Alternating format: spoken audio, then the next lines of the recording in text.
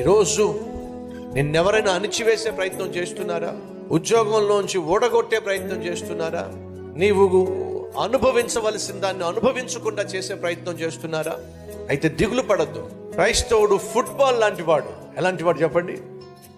Football లాంటి వాడు.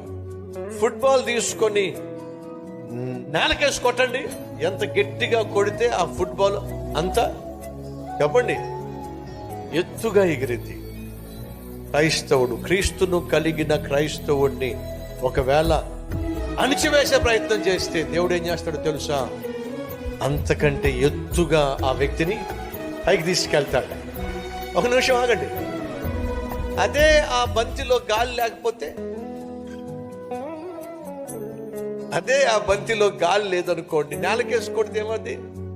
కిక్కురు మనకుండా అక్కడే ఉంటుంది. అంటే అర్థం ఏమిటాయా అంటే, నీలో క్రీస్తు అనే శక్తి ఉన్నట్లయితే నిన్ను ఒకవేళ నేలకేసి కొట్టి అణిచే ప్రయత్నం చేస్తే లోపల ఉన్న క్రీస్తు ఏం చేస్తాడో తెలుసా? అణిచివేసే ప్రయత్నం చేసిన వ్యక్తి కంటే నిన్ను ఎత్తైన స్థలమునకు దేవుడు తీసుకెళ్తాడు. ఈ వాస్తవాన్ని మర్చిపోకండి. కానీ క్రీస్తు